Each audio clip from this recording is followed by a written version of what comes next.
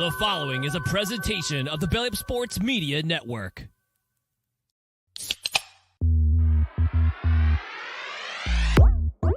And I'm ready to go crazy because the Celtics are going all the way. Hey, Nick, go handle our light work. Bowl games matter. I would like a cold cut sandwich. Boy, You can call him Eamon Owens because he ain't got no D and he ain't got no J. James Madison. Turn your body cams off. Do what you do. Hey, everybody, what is going on? It is Tuesday night. That means it is time for another edition of Craft Brewed Sports.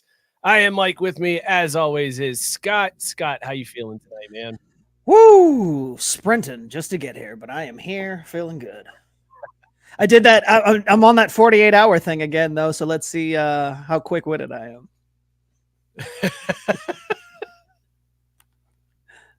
Last time I impressed y'all when I took a break, so let's see how it goes tonight. Yeah, I am interested to see how that goes. Scott is going to be like bolting in at the start of the show for the foreseeable future to baseball practice. So this is going to be interesting. Like, Scott might owe us pizza for not getting here on time. Oh, shit. Yeah, no thanks. I'm gonna do what I can. Like, I decided today, I'm like, the goal is to always get home and shower as fast as possible and get down there. But if I got to show up and just be all dusty and dirty, then that's what it is. And if it means giving y'all free pizza, then I sure as hell will show up as is, just whatever. Dust on face, everything. Just here for the start and be like, all right, I'll be back. And then Pick up your shower. Oh, it's good to see you, man. Mookie's eyes lit up when I said you might owe us free pizza. I was like, you just guaranteed he will be here on time every day now. Like, there ain't no way he's handing out free pizza. He will.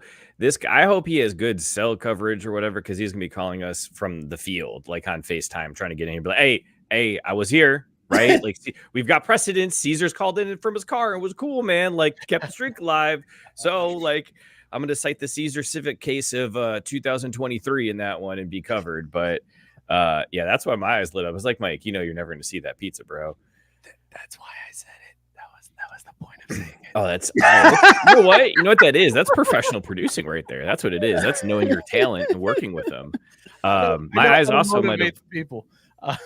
Mookie, I gotta be honest, man. I never thought these words would come out of my mouth on this show. I am so glad to see you, dude. God, am I glad to see you. Mike had himself a week last week. I took your mantle and ran with it last week, dude. I mookied all over myself several times, body jokes, misread stories. I called the Texas Longhorns the Aggies. It was a bad showing for me. So I'm glad you're back. Hey, don't worry. I'm always here to drag the standard down and give people cushion. That's what those I'm words for. will never come out of my mouth. Just give it time, Rob. Just give it time, buddy. Like, again, like, I just wear people down. That's the key, right? It's like back in the day, it used to be you just called it Bidening until it actually worked, but you're just always there, and eventually it'll happen. It's true what they say. You never know what you've got until it's gone. And 3 weeks without you to just be that guy that screws everything up, I didn't know what we had until it was gone, Mookie. I'm so glad you're back.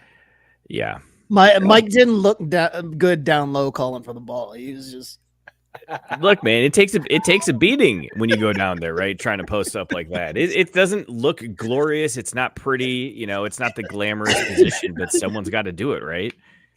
I didn't even call for the ball. I was dribbling the ball up the court and bounced it off my feet numerous times. I got called for a 10-second violation. I Chris Webbered it and called timeout. We didn't have any left. It was a bad time. It was bad. So I'm glad you're here, Mookie. It's good to see you. EPL, good opening week. Yes, sir. Gunner's looking strong. City's still cheating, just like Miami. But, good start to the season. It kind of snuck up on me, but I'm so glad it's back. The weekends are just different now. I went all in. I'm officially a Tottenham fan. Oh my God! Spurs. I take back what I said to you. If what you want me to buy you off the bootleg site is Tottenham jerseys, I ain't getting you shit. Tell you that right now. Well, here's why, Mookie, to give you some perspective on it. A good friend of mine told me that Tottenham is very much like Notre Dame. It's a club with a lot of history that hasn't done anything in a long time. They have a lot of talent and seem to squander it away. And he even said this game is a very Tottenham game because they had a 1-0 lead. They looked dominant in the first half, and they're going to shit down their leg in the second half and either lose or come away with the draw, and that's exactly what happened. So it felt like I was watching a Notre Dame game. It was great. Okay, I can kind of respect that, and again, you being, well, you guys think you're a crosstown rival of Arsenal. We don't even bother ourselves with the challenge anymore, but I can respect that. I think that's a good fit for you. It's a good place for you. Just add another sporting team that will disappoint me in my life. I came in, I had the opportunity to just be a front runner, and I decided not to. By the way, Sarah saying Mookie is like chemo. Will that or cancer kill you? There you go. I'll take that. I mean, hey, I'm at least doing something, right?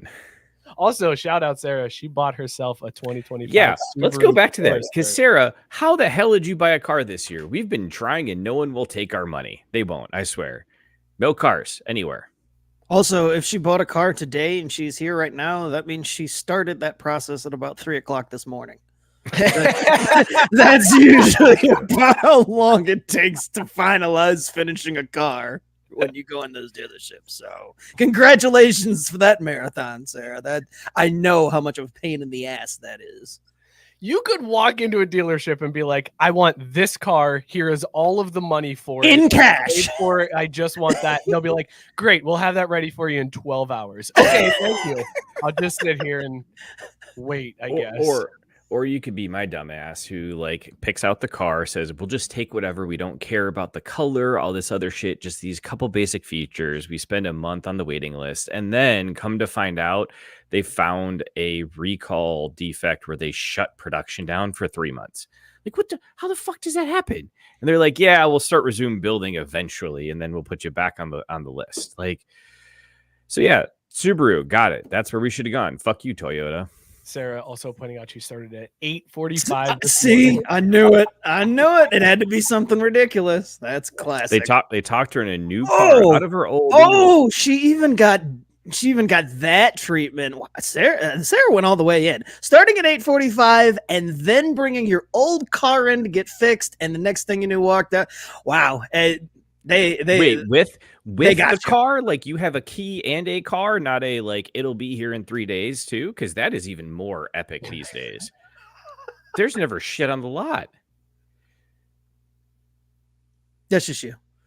Oh, okay. This has been your weekly old guy talk. I'm a man. I'm 40. There you go. Didn't even need to. And Gabe already hinted to it, saying you're picking a soccer team now that you don't care about that comment. I got to address this, Gabe. It's not that I don't care about Notre Dame. It's that I'm not going to let them ruin my weekend anymore. I'm 40 years old. I can't let a group of 18 to 22-year-old kids ruin my weekend when they mookie all over themselves. All right, I just got to let it go. I just well, that sucks, and then I move on. All right, that's all I meant by saying I'm not going to let Notre Dame. I'm not going to let them let me down. Why are you? Because you said I'm not going to let 18 to 22-year-olds ruin my weekend, but a lot of the top flight players in England are in that range. I'm not going to let them ruin my weekend either. I'm just going to watch it. And then when they win, I'm going to be happy. And when they lose, I'm going to go, all right. You're basically going the other way. Instead of going from weed to meth, you're trying to go from meth down to weed, and back yourself down to sober. Fair enough. Sarah said, again, Mike, I love that you believe it's not going to bother you. Yeah, you see right through me, Sarah. Rex wants to know what everyone's drinking tonight. Rex moving along the show as the producer. Let's talk about these beers that we were drinking tonight. As always, we're rating them on Caesar scale, dog or no dog. Scott, what is in your mug tonight, dog or no dog? It wouldn't be me if I wasn't back in the lab. And this is born out of pure, oh crap, I didn't buy anything. And I don't think these two are going to go well together, but F it, we'll see. So for the second week in a row, I am combining Leinenkugel's. You heard me. It's the second week in a row. I am combining Leinenkugel's Lakeside Cherry, but this time I decided that I would throw in Perry's Ice Cream's collabo with our good friends at Southern Tier with their orange twist. So mixing cherry and orange. I'm like, all right, that could work. Fruit punch type deal. Let's see how this turns out. The weirdest outcome, and it's a dog. The cherry and orange have all but canceled each other out. This tastes like an alcoholic cream soda, and it is delightful. Delightful. It is so dog. I'm upset that I only have the one orange twist. It's the only one I have left, so I'm gonna have to get more because I have still like 5 or 6 cherries. Gabe wants to know what's the name this week. What do we call him this one? I have to get back to you on that one. I don't know. Okay, fair enough. And then Robert questioning, what do you mean it could work? Those flavors are together everywhere. And no, well, but beer though, I don't know. It was one of those things that I'm like, it might work, but it could be just off. And I was wrong because they just mute each other, and so you end up with this collection. It's great. I'm jealous. Mookie, what are you drinking tonight? Dog or no dog? Yeah, we're back on the Canadian ones again tonight. It is Bobcat Red Ale from Cowbell Brewing Company, and I know it's a Bobcat, but I'll say it's a dog. I didn't like it when I first poured it, but it seems to be growing on me. The malt is starting to mellow a little bit, and it's a solid drink. I want more of it. I'm hoping I have a second because I feel like by the end of this first one, I'll be like, yeah, I fuck with this. Yeah, I fuck with this. I saw myself. I was like, I can land this hook and let's just leave it there and end the round and get out. No, I gotta laugh at you trying to stay young and hip here. Yeah, I fucked with this. Gabe said he's drinking Double Breaking Bud from Knee Deep Brewing Company, Auburn, California, 9% ABV. He says it is a dog. Rex is drinking H to the Izzo, 0.0 ABV, always a dog. I can't believe he made me read H to the Izzo. In fact, I can. Well done, Rex. Well done. I love that. I'm only gonna call water that from now on. But yeah, I can't believe that this is like the first time that I'm seeing that and hearing it. I'm like, nobody's done that yet? That feels like a missed opportunity for Jay-Z to like get on the mineral water game and have sold that, like, and branded it that. Oh, even better. What if 50 used that to sell vitamin water? Right, and that's what I'm saying. Like, you figured that Jay-Z would have jumped all over this at some point, or some water company would have went to Jay-Z with the opportunity to slap his name on their water with that. Maybe they did, and he turned it down because he's got integrity. Yeah, he's got $1 billion. There's no way. I mean, I salute him. That's how you get rich. No integrity. I mean, what the hell am I doing wrong? Well, your problem is you're not cashing out your bets. That's step one. Oh, yeah. You have no integrity, and you've got to... Dude, fade the White Sox is paying me well, though. We looking real sweet over here. I'm looking forward to you using that money on a different bet that you lose later on. Robert Taylor said he's grilling ribeyes and artichokes and going with a plain Modelo for the occasion. Always a refreshing dog. Absolutely. I feel like that's a good choice when you're grilling. You can't go like... Listen, it's always stout season, right? But I feel like when you're grilling, not when you're grilling, light. Yeah, I'm going light beer, something light when I'm grilling, not a stout. You didn't listen to anything I just said. You didn't listen to the words that came out of my mouth. You did it's not. Always stout season, except when you're grilling, go light. Not even that though. I think lager is the way to go for grilling, just in general. Like, I like a good lager when I'm grilling. So. I do a Pilsner. I can do a little Pilsner. I could go IPA when I'm grilling too, but I want something on the lighter ABV style. Yes, that's the key. Don't want to get foed up or on the borders of foed up while you're trying to time the meat. I mean, I'll do it. I don't care about that. Hold on a minute here, Scott. What are you talking about? Okay, some of us don't like to get foed up while they're grilling meat. That shit looks like it's ready to flip. Come here, give me that special. How you like your burger cooked? Sucks to be you. I didn't cook it that way.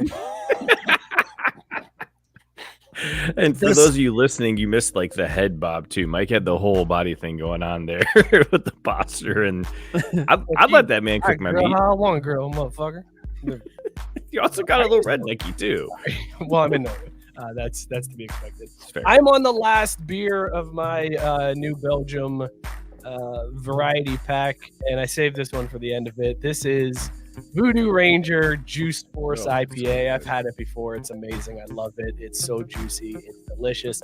Absolute dog. Banger of a dog. I love this beer.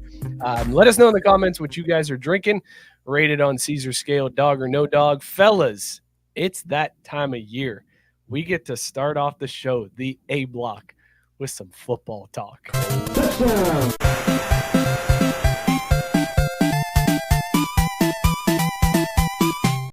Welcome to the A block for the foreseeable future, football. It's good to have you back. It's been a long summer. We've missed you. We made it. We made it, fellas, because this week college football returns. We got week 0 coming up this weekend. NFL preseason is in full effect, which who really gives a shit about that. But we do have an NFL story to talk about here. But I saw this come across my feed today. Oklahoma State is trying something different to get more NIL. So first of all, there was a story that came out about Mike Gundy where he came out and told the players, no more negotiating. We're no longer negotiating. We're not talking about money. Now it's time to play football. We'll talk about money in the offseason, which is hilarious to hear a college coach say that to his players in a open press conference, just saying, we're not talking about money anymore. But Oklahoma State's still talking about money because what they did was they put QR codes on the back of the helmets of their players. Then they've slapped QR codes around the stadium as well. It's on the players' bags so that when they travel, there's QR codes on their bags. And when you scan the QR code, it takes you to the NIL Collective for you to donate. The donate page of the NIL Collective. Mookie, that is the correct reaction. Just I mean, why the fuck not, right? Like, if you're gonna get paid that way, why not? Like, I can't wait to hear how much money they make off chumps who scan that QR code. Like, that's genius. Scott, how do you feel about QR codes on the back of the helmet? I just like the idea of a head coach saying, let's not talk about money. Now's not the time to talk about money, while probably negotiating for a hefty sum on something. Like, y'all don't talk about money, but I'm going to keep talking about this money. And QR codes on all the sports shit. That's the next evolution.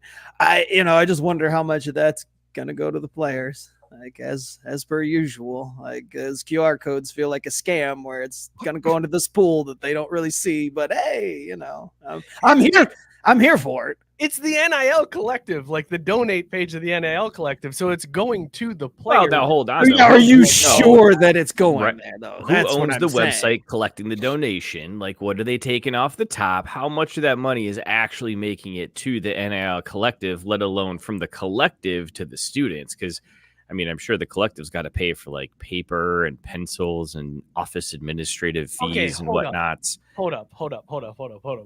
I just want to back up this bus for a second. So you guys are alleging that NIL collectives are skimming off the top and ripping off the athletes so that they don't pay them as much, but they're collecting money from fans and whoever in order to pad their own pockets instead of passing that money along to the athletes like they said they were doing.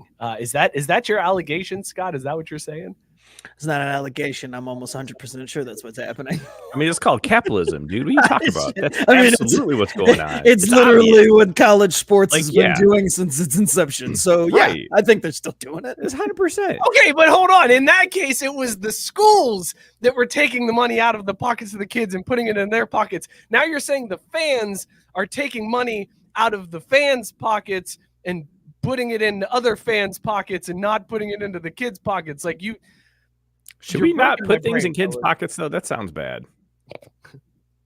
Look, they're definitely the players aren't getting what they're supposed to. That's all I know. Like, whatever the players are getting out of this, it's not enough. Somebody's skimming from the top. Somebody's getting rich from this that doesn't play a sport. I can promise you that much. Yes, facts.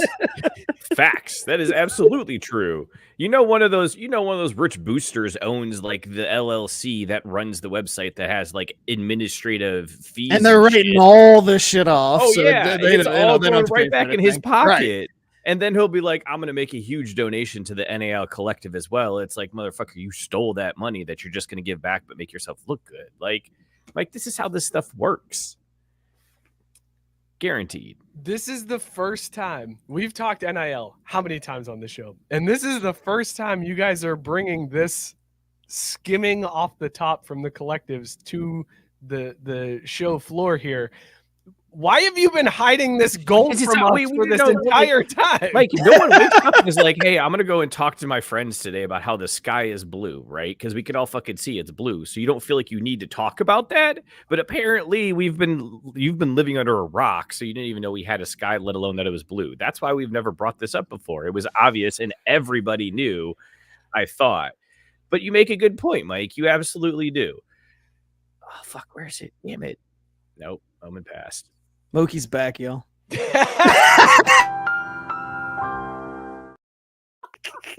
it is. He's like, I got this great point. Never mind. I can't find it. No, I missed you so much, Mookie. Oh, Who moved the drops around? Who moved those around, man? God damn it. Fucking Matt Barr probably did. That's what it is. Rex said he feels like we missed out on a conspiracy theory drop here. I agree. We should have gone full conspiracy theory, claiming that NIL collectives are skimming off the top and padding their own pockets off of the $5 and $10 donations of the fans sitting at home scanning the QR codes on the back of Oklahoma State helmets in order to get rich while still keeping the kids down. This is amazing. It's an amazing take, Scott. It's absolutely amazing that you and Mookie have come together to form this collective.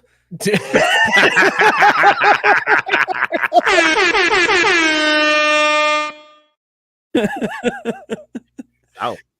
Walking right into it, too. Eric called it the dad tax. Yeah, there it is. I mean, look, I learned a long time ago. The first time I learned about sales tax, I was like, oh, so that's how the world works.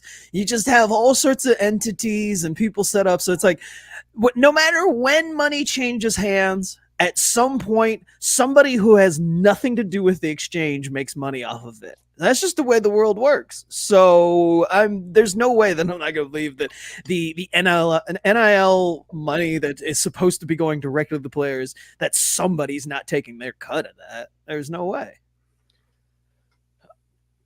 I wish I could debate you on this and say, no, that can't be the case. But 40 years of jaded sports fans you are probably absolutely right. There is some slimy skis ball that's like, you know what? Here's a way that I can get rich. I can try to say I'm paying these players, we're getting these players, but really I'm loading these pockets. What's $1 out of every 10? I mean, come on, that's not that much, right? Like, that's not that bad. That's how it starts. They're Office Space in this shit. Yeah. Except they don't give a shit when they round wrong and like blow it up. They're just like, right. Oh, yeah. You guys. Like if it gets out of hand, it's like, oops, carried the one there. My bad. Shut down the collective, start a new one. No, well, guess that swimmer's not signing with us. Yeah, but I got this new boat. That's pretty badass. Yeah. God damn, fellas. I didn't come prepared for the brain trust, did you? Not. Damn. No, you know. So college football's back, huh? You know, you should ask about this. I bet you they'd shoot you straight and give you some great insight. Nick Saban. Yeah. I'm sure he knows a thing or two about it and's got an opinion or two. Okay, I don't understand why are coaches mad, or maybe that's okay. So now, all right, it's unlocking. It's all coming together now. The coaches are mad because they are no longer the skimmers. But they. That's brown paper bag. Brown paper bag doesn't pass through their office anymore, so they don't have a chance to take a cut. Coach, we organized $100,000 to get this player. Wow, you guys got $80,000 to get that player. That's not what I said, Coach. You got $80,000 to get that player. That sounds amazing. Yep. It's all making sense now, fellas. This all makes sense. Handling fees. Which brings me to the point when I saw Sarah pop that up. It's like, do you remember when matinee movies were like $5? Last week, Cheryl and I went and saw. Friday. Yeah, well, here we go with them. It was We went and saw Deadpool and Wolverine in the middle of the afternoon. I'm thinking, it'll probably cost $20 max these days. Don't you know, after fees and bullshit they tacked on, dude, middle of the afternoon, matinee prices, $31 for the two of us to see that movie. I'm like, what the hell has happened? Like, this is why the movie industry is just fucked. They're like, oh man, people don't go to the movies anymore. We're not going to be able to afford these big budgets. You're charging $30 for two people to go see a movie at 1 o'clock in the afternoon. There's your fucking problem. See, and Gabe, clearly, we got to look out for our man here because he's drinking the Kool-Aid saying technically it's 2 movies. That's bullshit. No. It's fucking 2 movies. Get out of here. I haven't seen it yet. And I'm not going at 1 o'clock now either. So I guess I'll wait till it comes on Disney. I mean, I was going to say, Scott. Yeah, don't. I wouldn't have paid that much had I known, but it wasn't one of those things until I got there that I was like, oh, okay, let me get these tickets, go through the process. And I'm like, $31, that can't be right. Nope. Yep. Sure was. After they got me with the random maintenance fee, the building fee, the guy over there fee, all that shit. Tickets started at like $3. I'm a man. I'm 40. Yeah, this getting really old. The guy over there fee. Sent me. That was good. I mean, seriously, you buy anything now, tickets to anything, and the fees that they throw on there, you're like, wait, what? What does that say? A maintenance fee for a ticket transaction? What was being maintained? And I don't even have a paper ticket to show for it. It's all just in the ether. You just take my money out of the account and they're like, well, there's this fee and then there's this fee and at $30. All right. Well, I'm shocked that the Scott Kaiser hasn't, done something like Tyson suggests here. And I wish Biscuit was here to comment, but Tyson saying if you order your tickets online and say your child or senior citizen price is discounted, employees don't care enough to check. When I was dating my wife, that's how I bought tickets. I would buy the senior tickets. Okay, and I've always wondered that because I mean it's not even often anymore that I go to the damn movies. It's so it's Marvel movies basically only. But every time I've gone to buy tickets, I'm like, what's stopping people from doing this? I'm like, it'll be that one time. Oh, where's your military ID, sir? Oh, hold on. You can't go stolen valor. You can go stolen old people. You can go stolen valor, all right? Hey, look. But you cannot go stolen valor, all right? Well, I think at 1 o'clock in the afternoon that 2 children going by themselves to see Deadpool and Wolverine doesn't really jive either. But here's the best part. So Tyson says that, right? And I've always thought, okay, they didn't even check the fucking tickets that afternoon. That's how I was like, so we paid $31. We could have walked the fuck in here. There was nobody checking, nobody looking at anything. I had my phone out waiting. I'm like, nobody cares, huh? Cool. Well, that's because they were like, there's only 2 people that bought tickets for a 1 o'clock in the afternoon show. Did 2 people just walk in? Yep. All right, we're good. Like, it's all set. We don't need to. Hey, were they seniors? Because this says they were. No. Fuck it.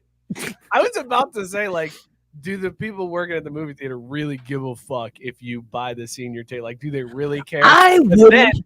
But then I was reminded of my Kings Island trip when Kieran turned 3. Like, I need a manager because he's 3 now. Well, and I would say that they don't. But when I went and saw Wolverine and Deadpool the first time, I was left to go to the bathroom. And when I come back, you had to go past the ticket entrance place.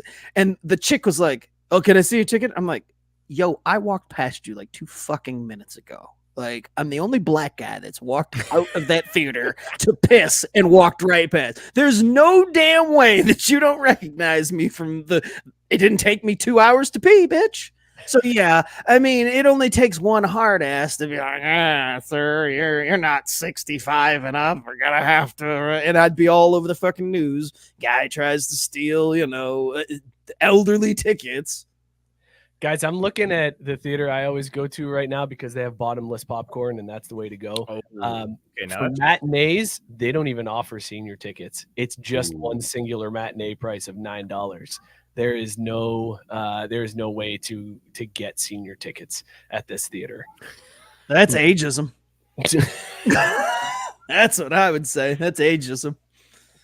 Scott, can you tell me about this former NFL player that pissed on an old guy? Speaking of ageism, what the hell happened?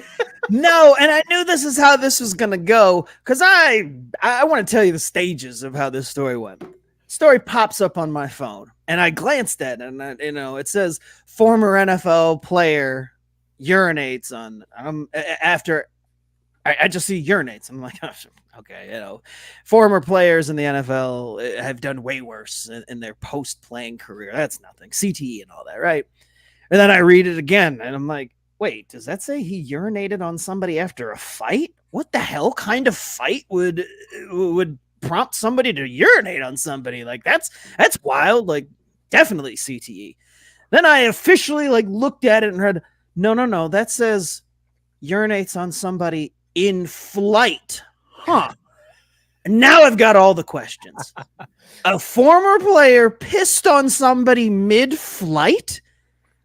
What the hell has to happen that you get pissed on in a flight? All right, so I did read past the headline. I have the details. That was as far as I got. I was so confused, had so many questions, and I was like, fuck it, I'll wait till the show. I was trying to tee you up for it, but that's okay. Before we do that, though, Gabe posted this twice to make sure that we read it, so he really wants to hear this sip, chug, drain, pour. Sip, chug, drain, pour, taxes, event fees, medical bills. Scott, you go first. Well, I'm drain pouring the medical bills, baby. They can't take what they've already fixed or already had, whatever. Then I guess I don't fuck with the government, so I'm paying them taxes. So I'm sipping on the taxes, I'll chug the event fees, and pouring the medical bills all the way down the drain. Mookie, what do you got? I'm gonna pour drain medical bills. Because that shit adds up fast and Sure they're does. unavoidable. Although they stopped reporting your credit now, so that maybe things are different. I don't know. Maybe Again, they can't repo that shit. We fixed your broken arm. I mean, well, then come break it again, bitch. That would be amazing to just see a mafioso doctor just shows up with a crowbar and he's like, "You didn't pay your bill. Gotta come collect." I'd be honest, I'd pay him on the spot and then tip him a little extra because I'd be like, solid. I respect this. So pour drain medical bills. I am gonna chug event fees because they suck, but usually it's worth something. Like, I'm not the person who pays to go to a movie theater when there's other ways to see stuff, but concerts, sporting events, just a necessary evil. And I'm gonna sip on taxes because you can make Uncle Sam work for you too, And here it is. Yeah, here it is with the environmental upgrade. Hey, they opened the door. I just happened to nudge it a little bit wider. That's all, man. I am going to I'm going to do this slightly differently than how you guys did this one. I'm doing this by just which ones I hate the most, not which ones I can get away with the most or which ones I'm most afraid of. So I am going to go ahead and I'm going to drain pour the event fees because it's just ridiculous and it's corporations being greedy. I'm going to chug the taxes because it still serves a purpose. We all drive on roads. We have police and fire department. It's a necessary evil. And then I'm going to sip on the medical bills because I have decent insurance and they don't bother me as much. All right. There you go, Gabe. Why do you fucking die over I here? am rich and white. I've got good insurance. So to all you poors skipping out, that's fine. That's fine. Bro, I've got decent insurance and I ain't paying that shit. This year we've hit our out-of-pocket maximum for the year. It's fucking August. We hit it in July. This has been... I still have 2 surgeries coming up. That shit's free. That's how much we've spent in medical bills this year. It's ridiculous. All right, so to fill in the blanks of your story here, Scott. So this is a former NFL player, Gosder Cherilus is his name. He was, I think, a first or second round pick back. Didn't he play for Tampa Bay? Like I remembered the name immediately. He was like an offensive lineman, right? He was a lineman, yes. Yeah. So he boarded a flight going from Boston to Dublin. When he got on the flight attendants, according to the police report, said that he looked intoxicated when he got well, duh, who flies sober? The police were like, okay, so he got on the plane and then what? So then he argued with the flight attendants about his seat assignment, which is hilarious to me because unless you're flying Southwest, which I don't think goes from Boston to Dublin, you kind of already know where your seat assignment is. Yeah. Like, that's not something you can fight and argue about. So Cherilus then sits down in his seat for the flight. An hour into the flight is when he got out of his seat and pissed on an elderly passenger, like just closed his dick and pissed on a passenger. When another person on the plane tried to come in between him pissing on this old man, Cherilus then hit him, stole his seat, and then passed out. So now you have a former offensive lineman that is drunkenly passed out in somebody else's seat after peeing on an old guy and then punching somebody else in the head. So that is when the flight crew then made the decision, we're turning this shit around. And they went back to Boston. An hour into the flight to Dublin, They turned the flight around and went back to Boston, where troopers met Cherilus, got him off the plane. He argued with the cops, and that's when they cuffed him and brought him. He then posted an apology to his Instagram story because that's where you go to post apology. Of course. You really mean it. And told everybody. Old people, too, because the old man saw that shit on IG, right? Like, the first thing he did was start scrolling through his feed. So, no, he got the alert on his phone. You've been tagged and got this story. Oh, he tagged me? I wonder what this is about. At old guy 85. Sorry, I pissed on you. No, so he put up an Instagram story that he blamed the whole thing on taking sleeping medication before getting on the plane. Amazing.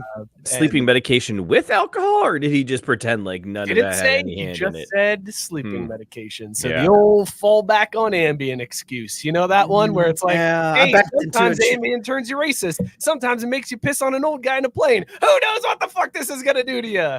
Sometimes your crazy bitch wife makes you back into a tree while you're on it. Who knows?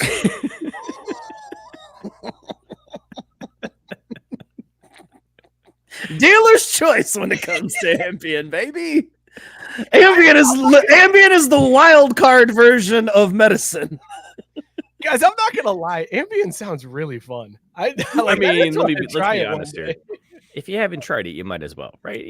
Before you die. I don't think I've ever tried any sleep You've medication. done harder shit than Ambien, I'm pretty sure. Well, yeah, but I mean, I just haven't specifically tried Ambien. Like, I think, like, as far as I've gone on the sleep medications, what's the what are those stupid natural pills that you can take that I don't really Melatonin? Melatonin, yeah, I've done that, but I don't do shit. No, that's like a vitamin. Jeez, that's like a Flintstone, honestly. By the way, Joe calling me out for my taxes take. He said, "Roads, Mike. We live in Norwood." That's a local reference, but such a good point, Joe. Can we put Joe's thing back up there? What is in that? Looks like some good ass whiskey in there. Is that Blanton's? I can't tell. I can't tell what's in his. Well, because at first I was like, why is there a massive ship in a bottle in his profile picture? Is he like Tyson? Is he one of those people? But then I looked closer and I saw his booze and got excited. That's a good point, Joe. Also, we got to catch up here. So wait, what happened? Real quick though, I'm sitting there like, what happened to this old man? Like the flight turns around and goes back to Boston. And you're like, well, I mean, I was going to Dublin, so I guess I'll just stay in this piss-soaked outfit. Or do you get off the plane and change? Like, what happens? So apparently the flight was delayed for 4 hours. Oh, I don't know. Here's the question, and this is where I have questions, because have you ever had like a flight? I had a flight one time turn back around because we were running out of gas. It was from Cincinnati to Chicago. It's a 45-minute flight. They got halfway there and they were like, we don't have enough gas, so we got to go back to Cincinnati. And I was like, doesn't make sense, but okay. What? There. Like, we should just go the rest of the way. It's the same distance. We've been in the air for 22 minutes. So we got back and they made us just sit on the plane while they took care of things. So if this was delayed for 4 hours while they took Cherilus off the plane, were all the passengers just stuck in there, or did they let them leave the plane to clean up the piss and allow the old guy to go like grab a shower or something? Like, there's so many questions. Mookie, that's a great face. That's a great. I mean, you know how it is when the plane's like on the tarmac, but it's not running. Like the AC and everything turns off. Hot. And it gets hot and it's small and it probably smelled like piss. I was gonna say a former NFL lineman pissed in that plane, like on the plane, that it had a reek. It doesn't matter how much you clean that flight smells the entire way to Dublin. That is now a Southwest airline plane. That's come on, that's too classic. Okay, Frontier, you're right. Allegiant. Oh yeah, okay. Wow. This show brought to you by Allegiant, Frontier, and Southwest Airlines. The friendly skies or something. Boeing's like, it wasn't us this time. Wasn't us. Let's keep our names out your mouth this time. We didn't fuck up on this one. Guys, can we talk about Kirk Cousins' playlist that the Atlanta Falcons tweeted out? Here, hold on. Let me get the since we're switching topics, let me just Hey, I've seen white people before. You know what I'm saying? But you motherfucker, man, you white as mayonnaise, man. How dare you, Mookie? I thought that we're leading the Kirk Cousins part, right? How dare you? Yes, we are. We're leading to the Kirk Cousins part. Kirk Cousins, it was his birthday. What is happening with this? I don't know. Your background is tweaking out. Lord, that is bad right there, fellas. Okay, we got it back. Hold on. Fix the color on your face. It's all red as shit. Can you put a filter on?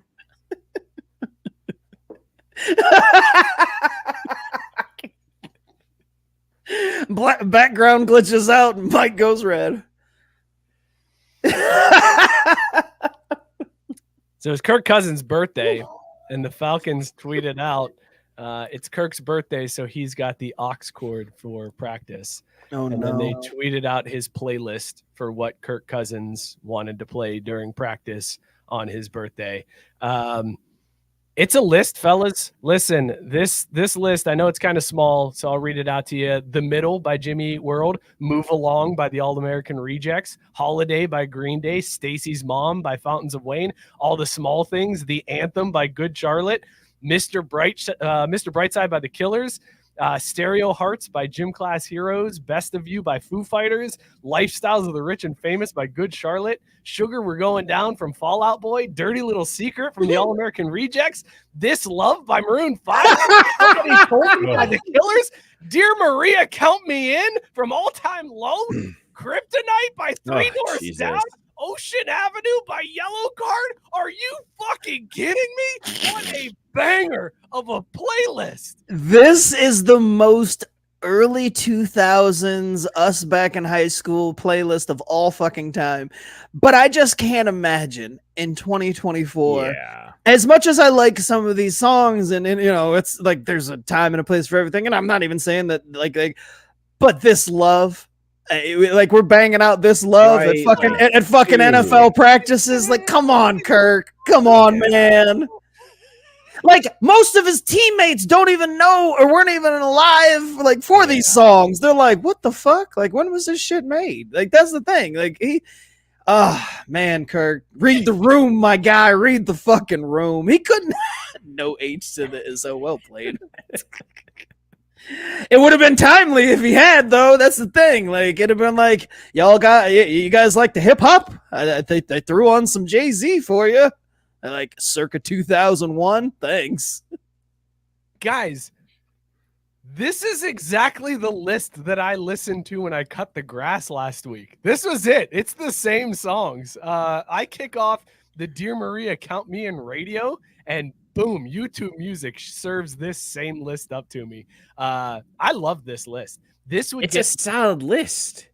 It's a strong playlist. It's just not an for NFL cutting your lawn in suburbia list. Yeah, it's just like. What are you? Wait a second. You're telling me that NFL players would not get excited to hear "Lifestyles of the Rich and Famous" by Good Charlotte blaring through the speakers during practice? I can't believe that.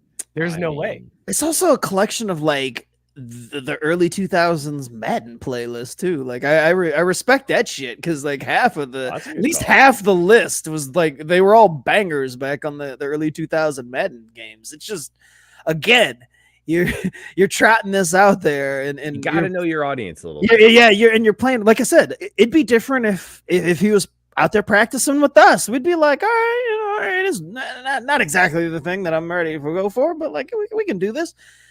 These kids playing in the NFL now aren't trying to hear none of this shit. This ain't getting the kids hyped.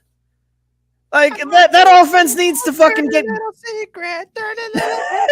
that offense needs to get going in the worst way possible. They brought in a new QB, brought in a new head coach. They've had all these offensive pieces that they haven't been able to like capitalize on. I just don't feel like this is the move. That's all. Like.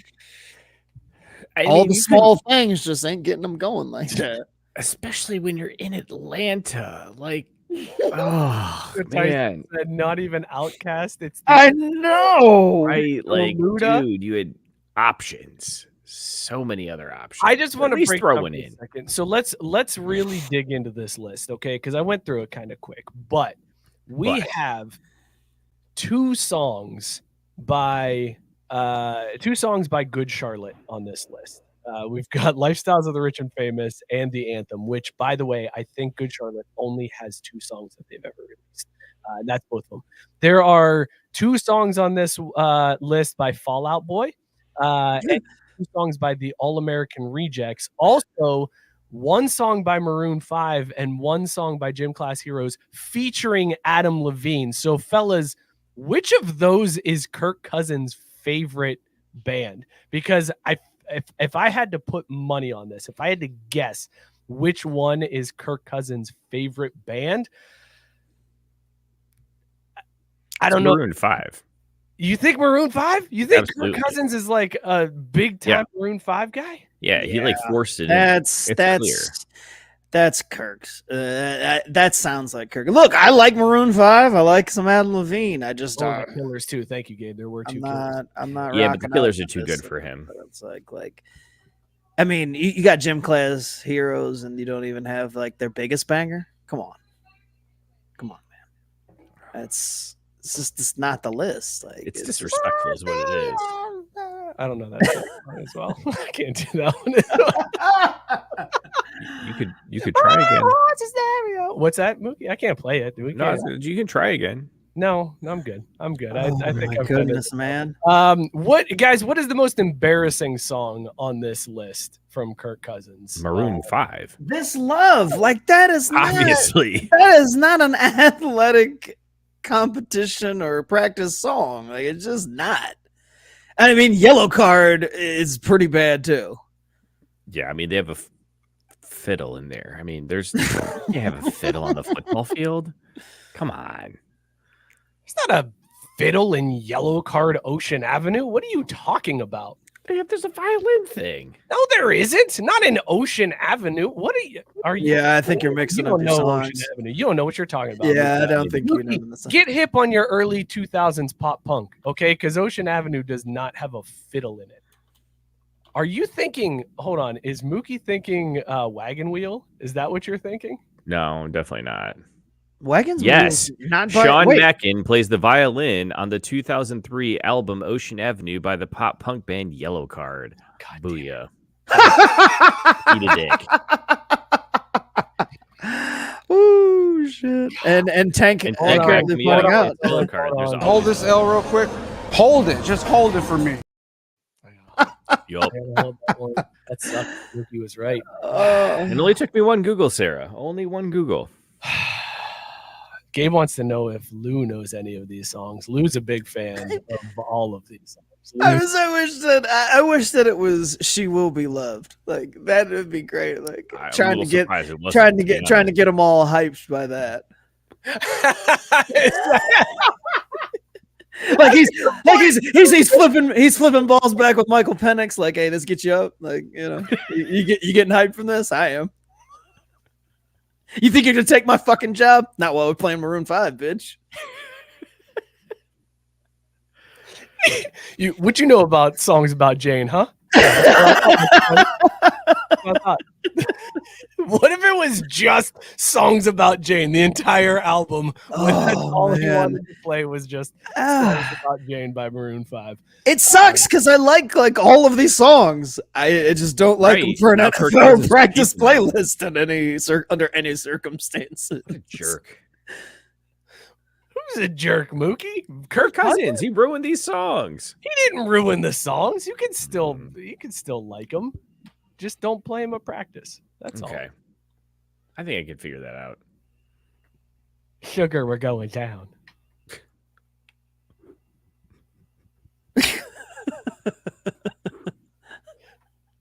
There's a place called Ocean Avenue where I used to sit and talk with you. We were both 16 and it felt so bad. Even all day saying the ball. Night. Mookie hit him with the fiddle. I'm trying to find it. Oh my god. Why'd you Lou rocking out to this playlist I would pay money to see though. Like I would pay money to watch Lou listen to this playlist. Oh man, that's some good shit. Tyson says, you know the Maroon 5 album name? Yeah, bro. Who doesn't know songs about yeah, let's stop pretending like Maroon 5 isn't hot as fuck. Like, yeah, Maroon 5 has some bangers, and Songs About Jane is a very good album. Solid album. It was way before they sold out. And like these corporate shills. That was music, man. That was some good shit. Sunday morning. Oh, what a jam. Now in the NFL, like that, there you go. Like it could get vibe. Like it could have went with the theme. Like hit him with a little Sunday morning. Oh shit, Mookie, what are you looking for? You've been you got very quiet as soon as Lou sang Ocean Avenue. Well, because that was hilarious, and then I kept looking for something because you guys are old as fuck. Duh. Dude, these songs, all of these songs are like they're all 20 years old, dude. No, I get that part. But see, like, there's 20 a difference years old between like the age and be like, yes, this is from a long time ago, versus like, man, before they sold out, they really put out some great tracks. I tell you what, like, I mean, isn't that every musical act ever though? It like, is, but only old people say that shit because the youngins they're onto it. When you sell out, they're like, nah, I'm on to the next. I mean, I'm mad my man couldn't find any space for no Limp Bizkit on this bitch. Now, but honestly, though, Limp Bizkit would have some. That's some practice music right there. That'll get you fucking. It is football practice. Little break stuff. Those days where you don't want to. Everything is sucks. Everybody sucks. You don't really know why, but you want to justify ripping someone's head off. Fucking give it to yourself. Give it to yourself. That was incredible. There's your clip for the week, Don't man. worry about the no's. You only worry about the yeses. The no's determine your future, not the yeses that will come. Oh shit. Sorry, Oh, I just read my mind. Yeah, I literally said break stuff and you started in on it, Lou. Like that was synergy. That was amazing. Tank said, really looking forward to a future Lou Holtz Good Charlotte NDI video. Oh my gosh, dude. I mean, fuck Tottenham. That's what Mike's gonna be doing now. That's what's gonna get him up for the weekend. Rex said this is gonna be the episode that Lou watches. I again, theater. Like if this was the first and last episode that Lou watched, it'd be totally worth it. Your best bet is to stay away, motherfucker. It's just one of those days.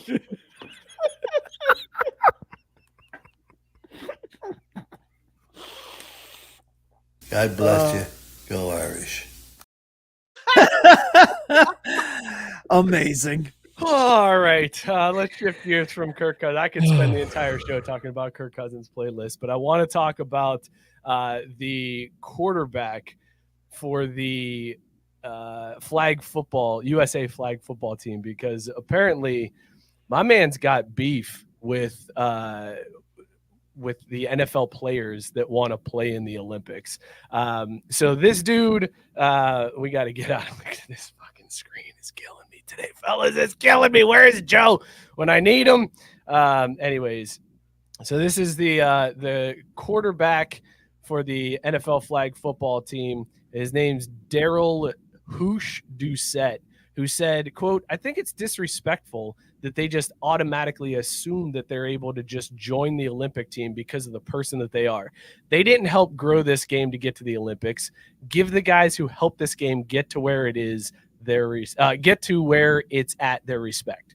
And this is in response to like Joe Burrow, Tyreek Hill, all these guys saying they want to play in the Olympics in flag football in 2028. And Housh is apparently pissed about that.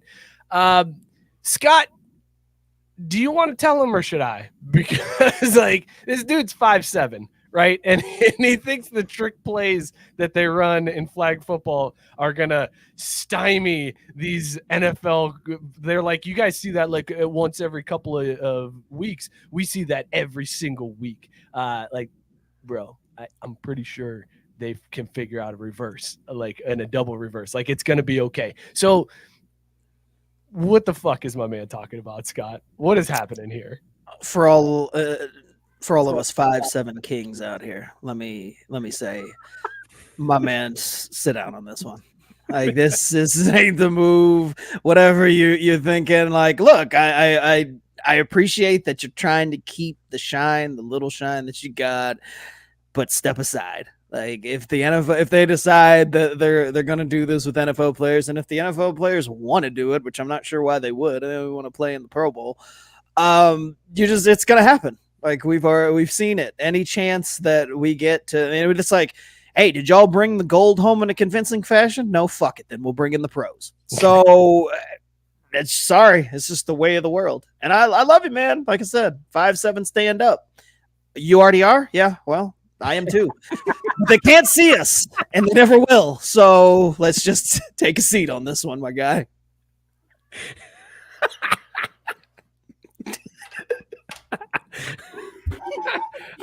It doesn't even deserve a rap error, and that just applause. Like, I feel like you've just keeping it real, man. Just keeping it real. Like usually, I'm all about like, hey, it doesn't matter. Jose Altuve does big things at 5'7". And I'm all about. I rep anybody who's short who succeeds at the highest level. But yo, sometimes you just gotta get the fuck out of the way. This is one of them times. It's like, hey. Well, we wouldn't hold Michael back from the Dream Team. Go get the gold, right? You know, at the end of the day, that's all that matters, man. Team USA we tied China this summer Olympics. That's unacceptable. Right? You are doing something for your country by moving aside. Exactly, like that. You will go down in lore as the guy who got us there, but then the big boys showed up. I just don't know how you can look at what happened in 3-on-3 basketball this year and then be like, you know what, the NFL players shouldn't be able to play in flag football because they didn't get us here. It's like we just watched Jimmer Fredette fucking flame out in the Olympics, and we didn't. He got better when he got hurt. What does that tell you? Right? This is absurd to me, and I think it's hilarious that this guy is trying to stand in the way of the NFL players. And I also think it's funny that he thinks that the flag football guys could compete with the NFL players in a flag football. That's wild, right? Like this is absurd, my man. Yeah, you don't stand a chance at all. This doesn't end well. Like, I mean, I'm here to see it. Like, I want to watch the destruction. You get to see it because, like, I'd watch that. Yeah, this sounds like a car crash. Like, I'm in, but I don't think it's gonna end well for the non-professionals. I will say there's probably a slight learning curve with the whole like have to grab the flags thing as opposed to tackle, but like they'll figure that out. Now, They're good. They've got it. It's gonna be fine. I think Right. They're bigger and they're faster. I feel like any type of thinking that's involved in the difference between just laying a motherfucker out and pulling off his flag, they'll close the gap. Like, don't get me wrong. Don't get me wrong. These guys are 100 times of a better athlete than I am, right? Like they're Olympic flag football players. Like they're very good at what they do. But when Tyreek Hill lines up across from you and then runs fucking 35 miles an hour past you, there's a gap there. There's a gap. Like the gap between me and the Olympic flag football team as it is now and the Olympic flag football team and the NFL players is the same gap. Like it's the same distance. And I mean, you're doing like an extreme. Like, why burn all that energy to run past the dude that's 5'7"? If I was Tyreek Hill, I'd just be like, yo, hit me here. You ain't gonna stop me.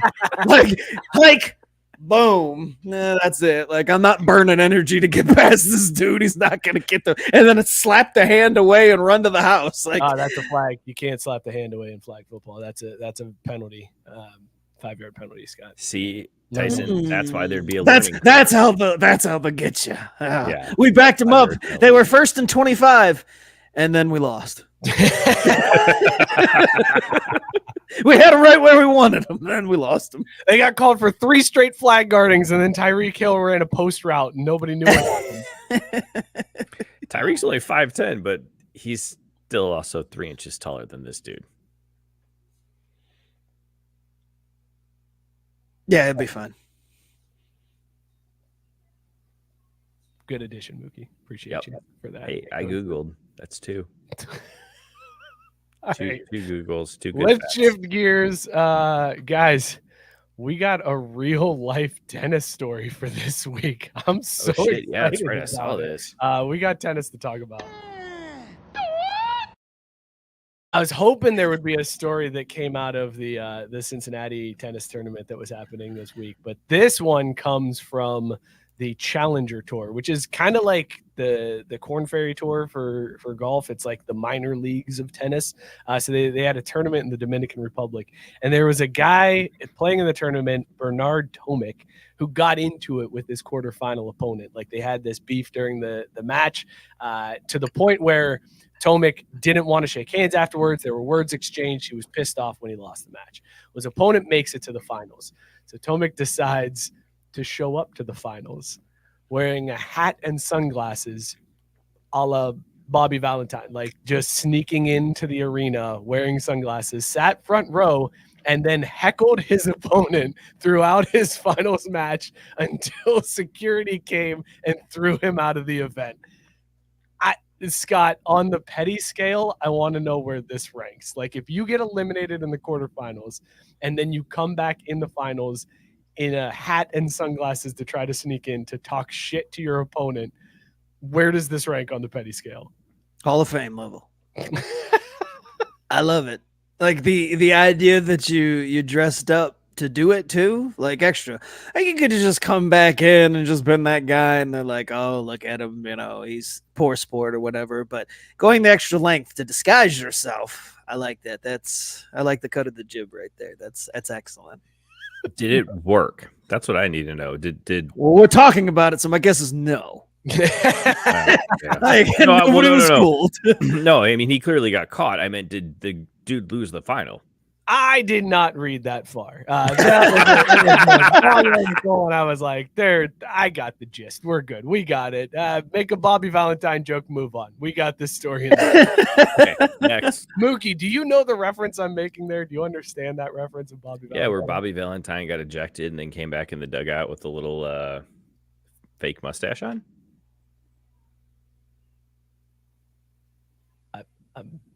I'm shocked. Judges. I mean, we're gonna give them credit. The judges say yes, but I feel like that was just a really good guess. Well, hold on a minute. What do you mean a really good guess? Like, what did I miss there that wasn't okay? So what exactly happened? What did Bobby Valentine do? He got ejected and he snuck back into the dugout to continue managing the game. We're gonna give him credit, Scott. I'm shocked that he knows who Bobby Valentine is. That's the first. He's the Mets manager, right? He was at the time. Boom. Look at this. I'm going to just keep racking up wins over here. All right. You win this round. By the way, Dave saying we need to get Matt back in here, referring to Matt Barr. Dave, I want to know who you want to sub out for Matt Barr. Like, let's say we're rearranging this group. Who's Barr taking the place of? Be careful, Dave. Be careful. There's one. There's a landmine here. Scott, I got it ready. Get it ready, Mook. All right, let's shift gears. Let's talk about baseball. Here's the pitch. Oh, shit. Guys, it's fucking back. It's coming back. Backyard sports. Oh, yeah. It's coming back. Pablo Sanchez has been brought back from the dead. We are getting backyard sports again, most likely including backyard baseball. I was ecstatic when I saw this news come through today. And it's funny because there was like hints of it earlier this week. Scott, it was Players Weekend this week. And Bobby Witt Jr. had a Pablo Sanchez bat that he used. Oh, nice. And crushed the shit out of the ball. I mean, he made us look terrible. But this dude is out here swinging a Pablo Sanchez bat. And I was like, man, wouldn't it be great if that game came back? And then sure enough, it's announced today, backyard sports is back. Scott, how do you feel about this? This is one of the greatest comebacks of all time. They should have. The only thing that would have made it better is if they hit us with just the facts that said, I'm back. Straight Jordan style. Like that would have been the cherry on top to this whole thing. But I mean, who can complain about this? This is as great a comeback as if they said, hey, we're gonna go back to when Madden didn't suck. The early 2000s. Like, remember, Kirk's playlist? We're going back to those Maddens, baby. Like that would be the only thing to top this announcement. I love this. Mookie, were you a backyard sports fan? Oh yeah. Absolutely. Well, that was going to be my question, though, too, is like, because I played it. I mean, I think everyone played it on a computer, right? Because it wasn't a console game. Right. So are we going to get it on the consoles, or is it going to be back on like PC only kind of situation? That's a good question, because the last time Backyard Sports tried to make a comeback, it was released on just mobile platforms. That's what I thought, yeah. iPhone and iOS, and then it was quickly scrapped, and they're bringing it back now. Here's the thing I'm worried about. I don't care where it's at. I'll play it on PC. I'll play it on console. I don't care where I'm playing it. But if they don't go back to the old school graphics and not this bullshit new style animation, I'm out. Like it better be the old school backyard. Absolutely. Graphics. Like it has to be that way, right? By the way, Gabe wants to know. Gabe has the question of the night. I knew that one would get addressed, but that is the coup de grace of questions right there. I think Rex hits it on the head. Being in a wheelchair is being inclusive. Like they would leave him in. It's unwoke to exclude him now. Well, and I think it would cause a bigger stir if he were like, "Oh yeah, we took him out." Like they'd have to address the fact that they took him out versus just leaving him in. It'd be like, "Well, yeah, of course he's in there. Like, why wouldn't we bring back all the characters? Do you have a problem with handicapped people? Is that why you're asking? Like, you open yourself up to more questions if you remove them. So absolutely, you keep him in. Also, if he's not in a wheelchair, like they just have him just like standing now. Like I feel like somebody has to just be like, "Do you believe in our Savior Jesus Christ? I've got a miracle to tell you about." K-Man walks, and then here he just comes like wandering out. I mean, the only problem would be, the only way they create a problem is just like they included some auto moves, just like K-Man, and it'd be like, whoa, like what was that necessary? Like now it's weird. Maybe you should have taken him out if you were gonna go to that route.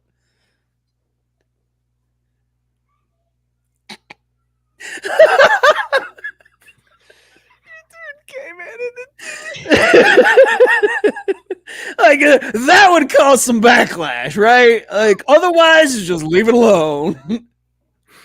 Like you don't change the race of any characters, you don't do shit. Everything's the same as you remember. You start tweaking shit or moving things around, and that's when the questions start getting asked. All right, can you imagine if backyard sports was not a thing in the past? It wasn't being like reintroduced, where we have this nostalgia factor. It just came out now.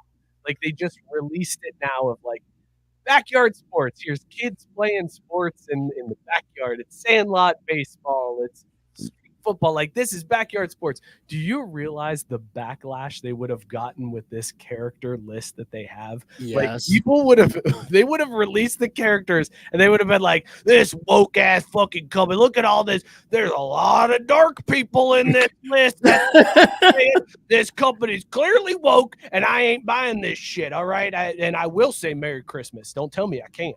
Like that's what would happen if backyard sports tried to come out in 2024 without having the nostalgia factor.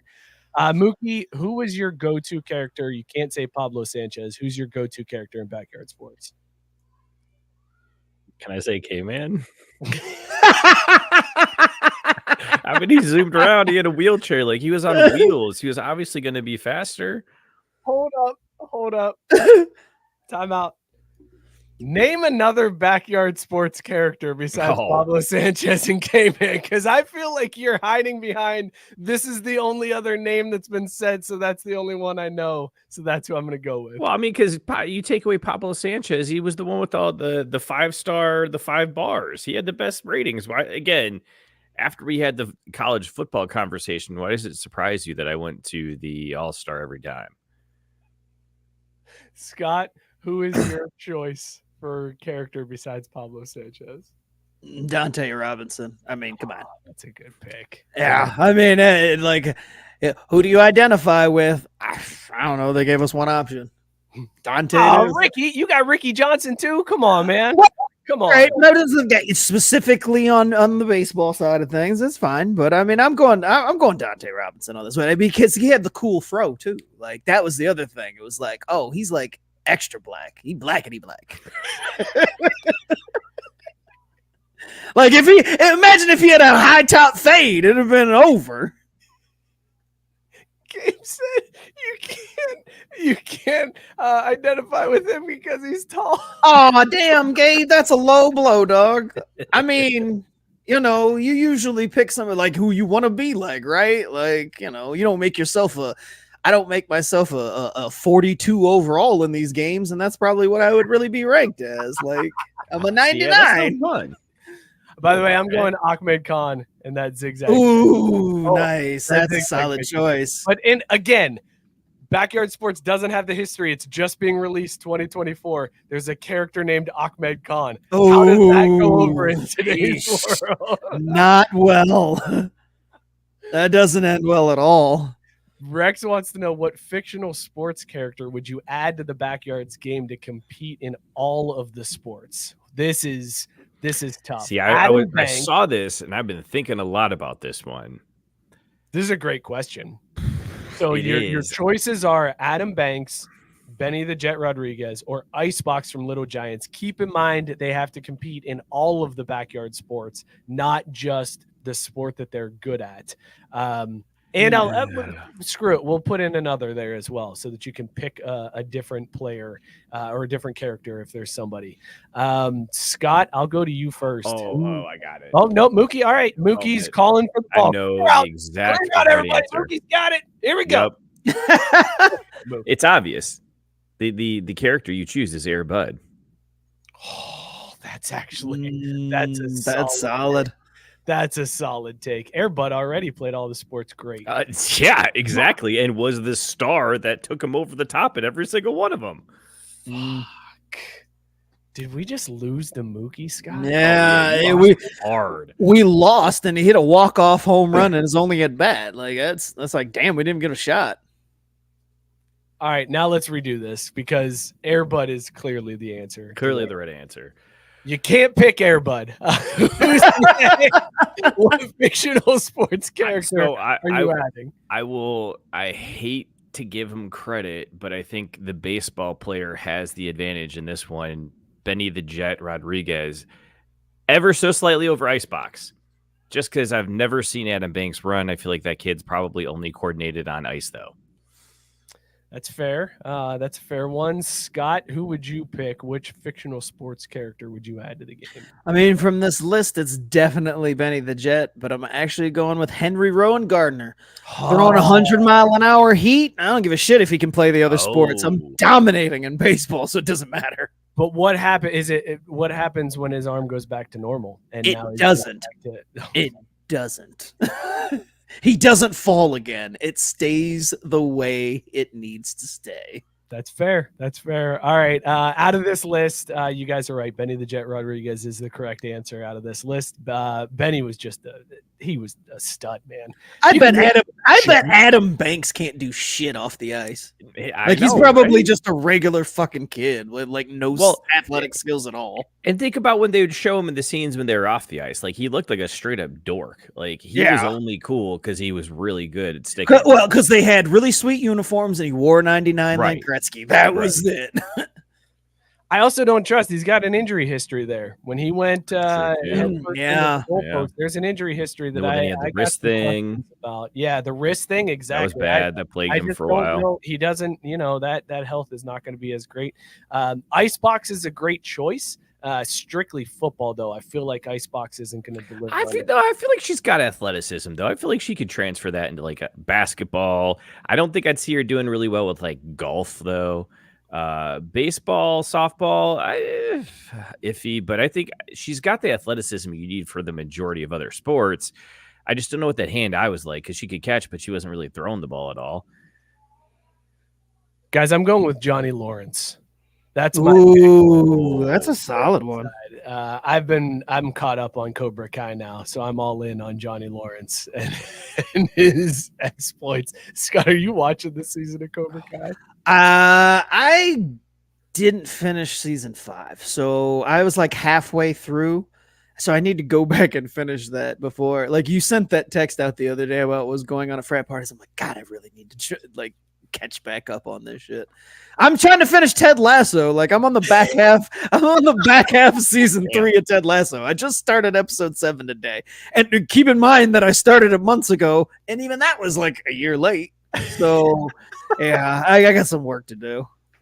Rex wanting to know young Johnny Lawrence or older Johnny. I feel like in the context older Johnny. Well, I feel like in the context of the question, it has to be younger. It's kids. Bullshit. Older Johnny's out there pounding banquets. That's a fair point. No, you didn't let me finish. I was gonna say, for the purposes of the question, it has to be younger Johnny because it's a kid in the video game. It's all kids. Okay, fair. Which is why Tyson is wrong with his quote about Happy Gilmore. Like that's an adult man playing backyard sports with kids. That's not. I mean, it'd be pretty funny to watch Adam Sandler be that adult male playing with kids. Because remember him in fucking Billy Madison in the dodgeball. Yes, yeah. He's the original Peyton Manning, y'all. Billy Madison is different than Happy Gilmore. That's two different characters. I know, but still, it was so funny to watch. Joe said Jesus Shuttlesworth. That's now that there it is. That's an answer. That's a good pick. That's a real good pick. Damn. But Rex, older Johnny is who I would want to see in backyard sports, and I feel like his like power boost as he chugs a bunch of banquets and hurls fastballs at kids' heads. Tank wanted to know, Mike, at what point do the kids fight and kill ninjas? Not yet, Tank, but I feel like it's coming. Frat boys so far this season. We had a frat boy fight. It's so good. Such a good show. Oh my God. Scott, you mentioned John Madden earlier and the Madden video game. Did you see that Nic Cage is going to play John Madden in a biopic?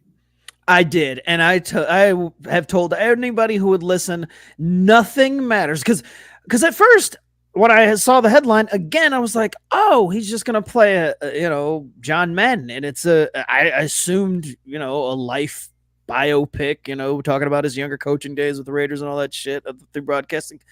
And then later on, I saw a more detailed headline that says, he will play John Madden in basically the backstory in the creation of the video game. And I am all the way fucking in, because I said the only line that I need Nic Cage to nail is boom, tough acting to acting. He nails that. It doesn't fucking matter what happens the rest of the way, my man. That's all I'm here for. They'll get my $31 on a Tuesday afternoon if they can nail that. So you've got Nic Cage just talking as himself the entire movie, but then he hits you with a boom, tough acting to acting midway through. And perfect John Madden cadence in. Totally fucking in. Like, and if it's about the game, there would be no context under which he would say that. So like just randomly dropping that in would be fucking chef's kiss. I'm here for it. What is the story behind this? Because I saw the same thing where I was thinking, oh, okay, it's like the life. A life, yeah. Pretty cool. But then it was like, this is about EA Sports getting John Madden football. I'm like, what's the story here? Because I feel like, spoiler alert, here's the story. EA Sports went up to John Madden and went, hey, we want to put you on a video game. Yeah. And he was like, yeah. The end. That's the movie. There it is. Well, I mean, from the stories I've read about how that kind of went, he's one of the more hands-on people that there've ever been. Too. Yeah, for like something like this, like a sponsorship or like something that bears a name. Like when they did go to him because their original football game, you know, obviously wasn't selling. I don't think it had an NFL license or what the hell ever when EA was originally making it. But when they went to Madden, that was like one of the conditions that he had for putting his name on it was, yo, if you're going to make this and you're going to put my name on it, it has to be as authentic as it can possibly be as far as, you know, calling an actual football game. So like he heavily influenced at least the early iterations of it. Like I'm sure as time went on and those checks started rolling in, he's like, fuck it. And just, you know, didn't really care. But initially Madden was heavily involved in like the actual production. Like I think he even like, you know, when they showed him the original build or, you know, what they were going to say, but it's like, he was like, nah, that's not it. And they scrapped what they had and started from scratch based on his input. So he had a really big influence early on, but I still don't understand how the fuck you make an entire movie about that. Like it's a weird way to go about it. Like he did all these things as an actual coach on the field, and you're going to dedicate a 2-hour movie to talking about this one segment of his life. I mean, it's really the only reason anybody knows his name now, like who didn't watch football when John Madden was alive. Well, like some people probably don't even know that Madden's a real person. Like, oh, I thought that was just the name of the fucking game. Because there's no association with him now. Like his likeness, like his commentary, nothing. So it's a name only. Like they're guaranteed. There's kids that play for the Falcons that are like, oh shit, Madden was a real person. And who the fuck is Good Charlotte? Lifestyle to the rich. Always complaining. Always complaining.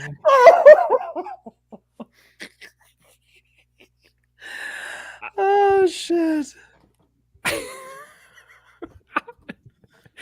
If you had Lou Holtz does karaoke to early 2000s pop rock hits on your bingo card, I think I just found check that out. How to utilize the Lou Holtz outfit for TikTok. Just early 2000s pop punk songs. That would be classic. And everyone just ends with "God bless you, go Irish." Who's playing Pat Summerall in this movie? That's what I want to know. Nic Cage. Joe saying sounds like they cast the wrong guy. I think they cast the perfect guy. I do too.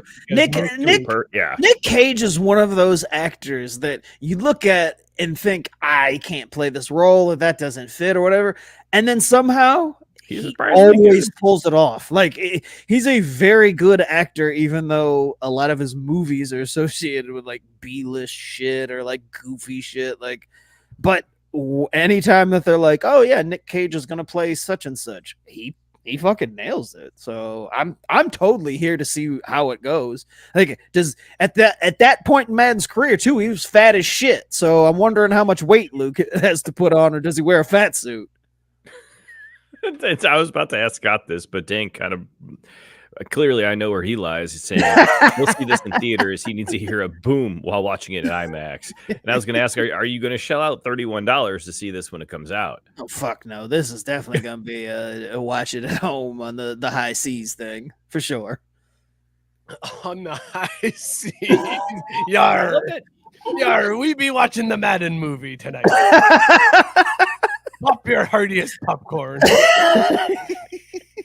I mean, Yo, again, I like if it movie for me. If it doesn't have that MCU intro, then I'm out. We're watching it on TV at home through some other means.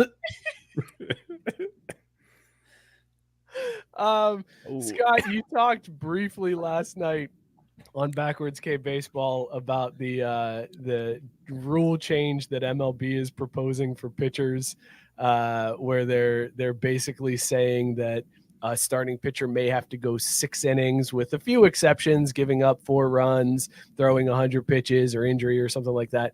You guys both agreed last night, even though you set it up like you didn't agree, you both agreed that it's kind of a shitty rule to enact. But I want to ask this question. Mookie, hearing this rule, hearing that baseball is trying to get more offense by making starting pitchers go longer into the game instead of going like 4 innings and then tapping out.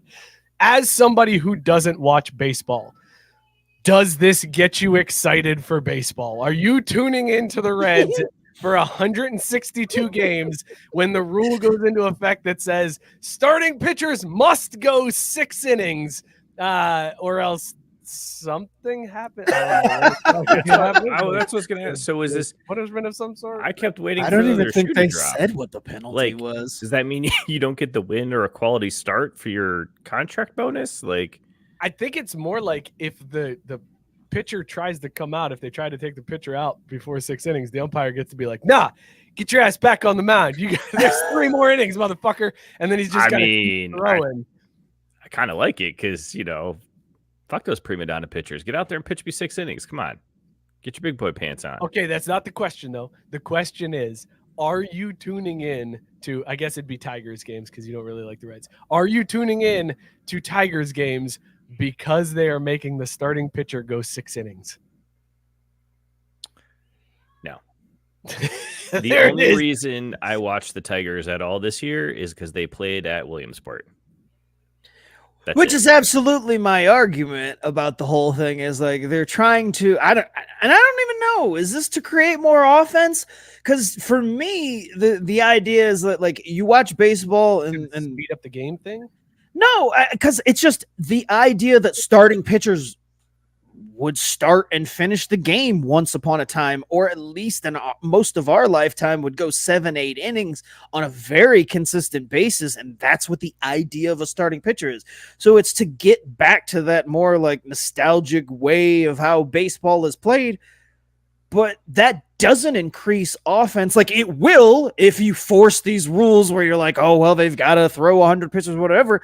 But I don't think that's the actual intended goal. It's just to reestablish something that like was more traditional in baseball. So you're trying to gain viewers and make the game more exciting, but also trying to go back to the old ways, but enforcing it with a rule. Like it's all over the place. And it makes more sense. The more you think about it, the longer you're like, this doesn't quite add up. That your theory on them just making this and just throwing it out there so that they can fucking screw the players out of something else into the collective bargaining agreement has to be the only thing that makes sense is that's what they're doing. They're throwing this out there so that the players would be like, we don't want this. And then they're like, well, fine, then we won't do that. But then you don't get this. And the players are like, okay, fine, we'll do it. Okay. I changed my mind. I love it. Because what you do is in every stadium, you have a pitch counter. Maybe you start at 100 and count down or you count up. I don't know. But you have a pitch counter. And then when the pitch hits 0, the pitcher can come out of the game. And then that, like, when you're watching the game, you just get to watch this counter like decrease and go down as they're throwing pitches. Like that could be kind of entertaining. There's a pitch count already in the stadium, showing the pitch count. Oh, no, he wouldn't know that. Not as entertaining then. Not watching baseball. Like again, this isn't. I don't.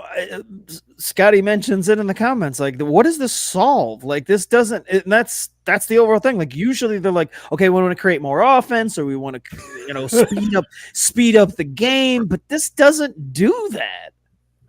I read Rex's comment thinking like, oh yeah, maybe this is to start warming up to robot pitchers, and robot pitchers, after 100 pitches, they're not as effective or something. And Rex said they're going to do that with robot umpires, and the robot umpire is going to shoot them with a paintball gun if they try to leave the mound early. That I would watch. All right, so or even better, what if at the start of the game it's like, you're tonight's starter, boom, lock the shot collar on you, and you're not allowed out of the game until you reach whatever rules they are, and then the shot collar comes off. It's like, oh, he's too slow to get out here. Oh, you thought you were gonna have the game? Just buzz the shit out of him until they get back on the fucking mound. It's like, I'm dying out here. I'm already because the rule is, it's like if you give up 4 runs to 3. But imagine if you're like, dude, I just don't have it tonight, but I've only given up 3 runs. And they're like, bitch, you went to 100 pitches and haven't given up 4 runs. Get your ass back out on that mound. Mookie, it's only been 5. Would that get you to watch baseball, Mookie? If not that, what would get you to watch baseball? Because that seems like that's the one thing that would do it. Would that get you to watch it? Miller for Gray. Oh, he backed it in. We're going to overtime. This son of a bitch would telegraph the shit out of it looking at the damn clock. You would have had me too if you wouldn't have had that last sentence, because I would have had either awkwardly pause or answer. No, you added that little rider on. I was like, Well, because I couldn't leave it as just like a yes. I tried. I talked right up until the end. I was like, I got this. I see where we're going with this, Mike. I'm gonna talk right up to the thing. It's like getting it to the 1. It's like, all you need to do is just get it across, but it's 4th down. You know what it was, Scott? You know what happened? Because this has been happening to me a lot lately. You ran that play clock down, and then you went to hike the ball and forgot you had a guy come in motion. And because of that extra time, you got called for the delay of game. That's what right there. Yeah, that is what. Damn it. The fact that he just fucking sat there for 3 seconds and then hit the drop himself. Well, it wasn't even 3 seconds either, though. Like, it was like that on my end, at least. So frustrating. I hate you so much, Mookie. I'm glad you're back, but I hate you so much. Yeah. You've come back stronger, and I don't like that. There's a shift in the force, and I'm not a fan of this. You were supposed to Mookie! I legit had a thought today, too. I was like, damn, it's been a while since I've been on air. Like, what do I do? Oh, man, should I prepare? No, you know what? What do I do with my hands? Yeah, right. Like, I'm going to fuck this up, aren't I? Yeah, probably. All right, well, you know what? That's okay. You just got to be at peace with it, man. We'll do one more story here since we're in overtime. Let's talk a little basketball. Boom shakalaka. There are rumors circulating, fellas. So as you may remember, after the Celtics won the title, things started to pop up that maybe they were for sale. Maybe the Celtics were going to get sold. Who knows? Maybe they were shopping around. And now it's being rumored that Jeff Bezos is in the running to purchase the Boston Celtics. This dude is trying to get a team in the worst way. Like Bezos is jonesing for any team at all. Like he just wants to own some professional team. Is this finally the time that he breaks through and gets an ownership deal? Because his name has been floated every single time, like an NFL team has come up. Every single, like this is the. It almost feels like he's finally like, okay, I'm in. Like I'm not losing out on this one. So Scott, is this finally the time that Jeff Bezos breaks through and gets himself a professional sports team? God, I hope not. Like the Celtics. Like this just seems like I failed a bunch of times. I'm just gonna throw money at the next available franchise, no matter what it is, or how it makes me feel. Like don't buy the fucking Celtics. You got more money than God. I would wait. I'd hold out until I got a real franchise. Fuck the Celtics. Just saying. I'm ready to go crazy because the Celtics are going all the way. That's my guy right Yeah, I mean, I rode with them for Caesar to get this ship, and now they did, but now it's back to fuck them. You're done. That's it. That's done. They can't. I will still ride with Texas. We can still hook them, but the Boston thing, that was only a temporary thing. Like, season's over. They got that ship. RIP. We're done. This memory can live on through Texas. The best part is I feel like Caesar would be like, yeah, that's fair, that's cool. Just like, Oh yeah, he wouldn't give two shits. Right? He would not. He'd be like, hey, we got a ring, what? Man. Like, yeah, you know what? I'm with you on that one. Right. Mookie, do you think Bezos gets the Celtics? I don't know. I don't want him to either. It's just not right. I feel like Bezos is entering that territory that's like the Colin Kaepernick quarterback opening territory, where his name's just mentioned every time there's a quarterback opening, right. Where they're like, well, he's out there. Maybe he's like, it almost feels like Bezos doesn't even want it, but he just throws his name out there to be like, I could if I wanted to. Like, I totally could. So talk about me for a little bit. It's also absurd, like, that he could just be like, yeah, sure, why not here? I'll take an NBA franchise at the peak of its value. I mean, I saw that the Dallas Cowboys. He's back. Just had to wait about until overtime. The pecking order has been restored. Feel good. The Texas Cowboys. That was some old Brett Favre, fucking Aaron Rodgers shit right there. That was, yeah. Oh, we're $10 billion though, apparently. So I can't. But you're right though. I can't imagine having enough money that any time any franchise in any sport came open to purchase, or there's speculation that they're going to be for sale, and your name came up, and that it's not like a thing. Like some of these, when these ownership change hands, you hear about like, oh, there's this ownership group and they got this such and such dude, but he's really just a face, and they've got to pool all this money from multiple different places to be able to purchase the team. And Bezos is just like, yeah, whatever franchise it may be in whatever sport, if I feel like buying it that day, like I'll just pull it out of my wallet and just cash for it. It'd be like Sarah buying a car. Like, oh, the Celtics? Yeah, fuck it. Okay, here you go. Like, look, I don't want to do any of the paperwork. We'll just pay for the Celtics in cash. Do you think he gets rewards points when he buys it? Because I feel like he'd be like working an angle still though too. To be like, how do I get my rewards points for this?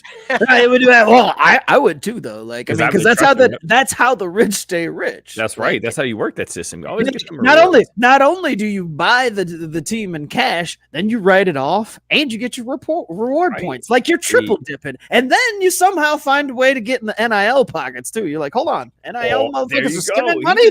Let me get some of that. Let me get some of that college money too while we're at it. They look like they're working hard. Let me put some of their money in my back pocket. Joe first saying that he should be an EPL club owner. I love that for him. I think that's the right call for Bezos. And then Sarah chiming in with, Bezos loves his Kohl's cash. Oh, no doubt. You know, Bezos goes to the store and he's like clipping coupons and shit. Hold on a second. I got 20 cents off of that. Don't you dare like cash that out yet. Excuse me, ma'am. This can of beans is dented. I believe I get a discount for that. I know the rules of this store here. I don't know if Bezos does, but that's why I will never be rich, because I know all the poor shit that I do to try to get like cheaper things or get a discount. So when I'm rich, I'll be like, well, I'm not gonna change the way. I'm like, yo, this can is dented. I know the rules of the game on this shit. Well, I don't give a shit. And I want my fuel points too. Like, it's Friday. I came shopping on a Friday so I can get the fucking fuel points. Like, this ain't my first rodeo. 4 times, bitch.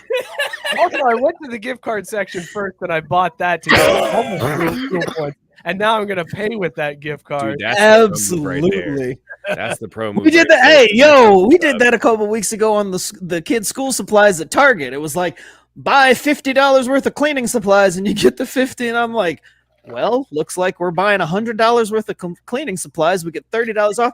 Dude, we got the motherfucking school supplies for like $5 because of the 2 gift cards on that. I was like, this is the way you do it. Now, did we need $100 worth of cleaning supplies?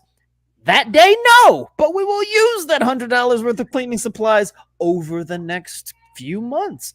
Fucking deal, man. And if I was Bezos rich, I'd be in there doing the same thing. Like, sir, are you scanning a gift card at the self-checkout?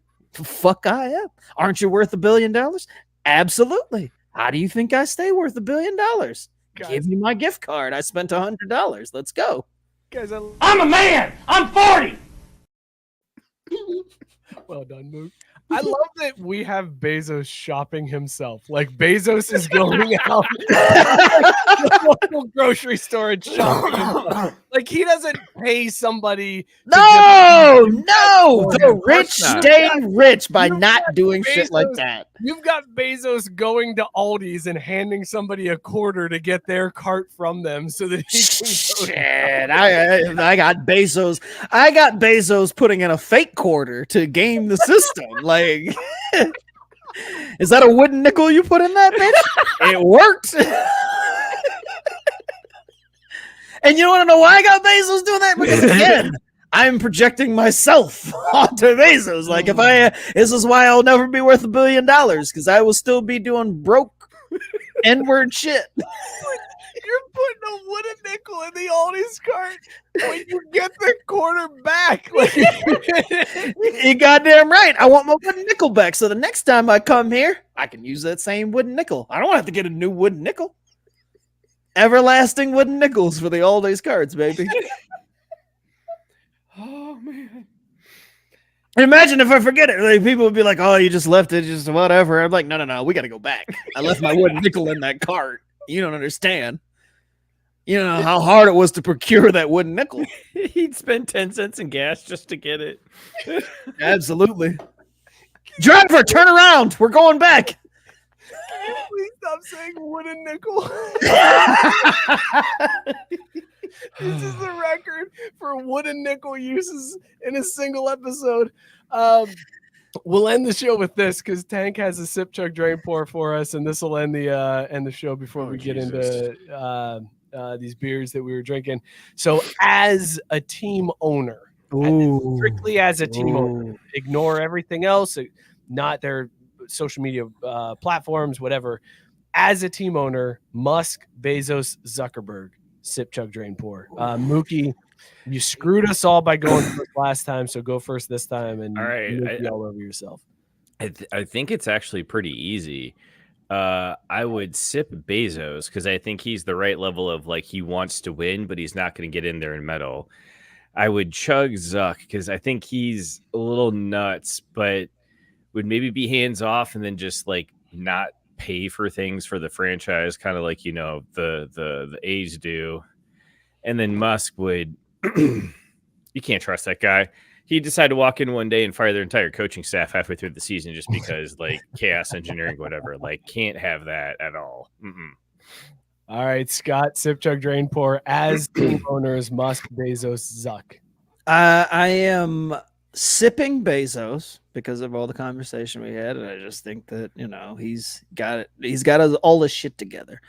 I am chugging Musk because I want chaos in my owner. Like, absolutely. Like, it shit just one day it's like, yo, this ain't, or like Musk would own a team like a fan. Like, you know what? This motherfucker, right? Like, could you imagine just like something happening in the game? Musk's the type of dude that would go out and remove that guy from the team immediately, like himself. Like mid game, be like, excuse me, I'm no longer paying this guy to play in this game right now. He has to come off of the field, the court, whatever the fuck it may be. And then I'm drain pouring Zuckerberg because Facebook sucks. Scott going. I know it was not supposed to have anything to do with what they did, but it's just like Facebook sucks, so Zuck gets poured out. Fuck you and Facebook. Scott going full Mets fan there, Steve Cohen style, being like, "Oh, like that he's a fan. He would run it like a fan does. That's what I like to see out of my owner." I do, but not owning the Mets. Like, Musk would be the perfect owner for the Yankees. He would meddle to all high hell. It'd be like having a new version of the original Steinbrenner, not this Not this bullshit version that they got now. Oh, I don't know, but it wouldn't be nearly as entertaining. It wouldn't be nearly as entertaining, but the chaos and the tomfoolery with the actual team. Yeah, but it'd be shit like when George Costanza worked for Steinbrenner's Yankees, where like shit would go wrong because Musk would be like, "Let's get like satin players' uniforms. That'll make him go fast." Exactly, and it would embarrass you would want them. that for your friend? No, I said I said he would be the perfect owner for the Yankees. No, I would love to watch this from afar. Oh yeah, okay, I follow now. Okay. All right, now I got you. I was confused. Joe, by the way, Joe said our next collab brew has to be Wood and Nickel. That's got to be our next one. That's going to be the name of my solo album. I am going to go. I hate to agree with Mookie, but for different reasons. I'm going to sit Bezos because he seems like a nerd that doesn't know what he's doing. He's going to let the smart people take care of all the talent acquisition. He's not going to meddle. He's not going to be Jerry Jones. He's going to be hands off. He's just going to be like, how much is that? Great. I don't give a shit. I am chugging Zuck because I feel like he would develop like robot training aids that would be kind of cool to see. Like there'd be some weird thing where the team shows up and all of a sudden there's like this crazy robot pitcher that looks just like the pitcher they're facing that day, and he knows the pitcher's tendencies, and it gives his team a leg up. And then I'm drain pouring Musk because there'd probably be white supremacists in there somehow. All right, this is let's talk about these beers that we were drinking before we wrap up. I would just like to say, if it was Jesse Eisenberg's version of Zuckerberg, I'm changing my answer. That's a badass version of Zuck. Yeah. Wouldn't it be great if that's how Zuck really was? Just like that Instead he's not. He's just a weird fucking robot who's like, I don't know now or whatever he does. Watching him talk on like Capitol Hill, I'm just like, this guy is weird. Like, I don't know. I fuck Zuck. Human beings would drink now. I drink. Program says to blink every 2.3 seconds. All right, Scott, what was in your mug tonight? Are you? Is it a dog or not a dog? Leinenkugel's Lakeside Cherry and Southern Tier's Orange Twist. Dog. And Gabe earlier asked me what I would call this, and I think I'm going to combine the names on this one, and we're going to go Lakeside Twist. Cherry, orange, mixed together. But the outcome is just this amazingly tasting cream soda. Should have called it Wood and Nickel. Touche. I missed opportunity on that one. Mookie, what was in your mug? Dog or no dog? It was a dog, even though it was called Bobcat Red Ale from Cowbell Brewing Company up north of the border there. Solid beer. I had it right on the jump. It got better as it went down the can. I would absolutely drink again. I wish I had a second. So strong dog from the Bobcat. All right, Mookie. I'm glad that one went right in your can. I was drinking Voodoo Ranger Juice Force IPA. I've had it before. It's a dog. It's a fantastic beer. Highly recommend. If you ever see that one, they sell it too in like the single tall boys. Pick that shit up. It's a great beer. Fellas, you know what tonight was? Oof. This is a show. This happened. This was the thing. Mookie, it was good to have you back, man. Oh, it's been too long, man. I missed you. It's been 3 weeks without you on this show. See, I don't even know if that's true, but I guess you're right. Fucking A. Actually, I think it's 2 weeks. The week on that one, you ended up showing up. You didn't think you were going to. That's right, yeah. But thank all of you for tuning in, for listening in. Dave, I'm sorry that Matt Barr wasn't on the show. Maybe we'll get him on again.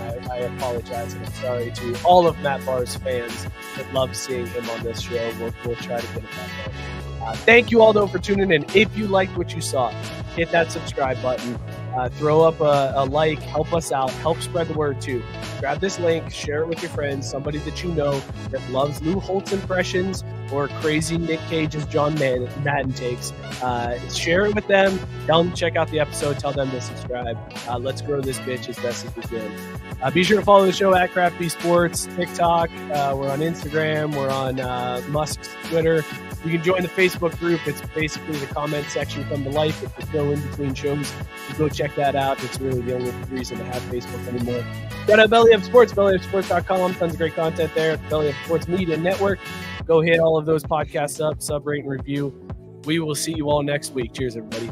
Boom! Tom Atkins and acting. He'll never walk alone, dog. Horns up.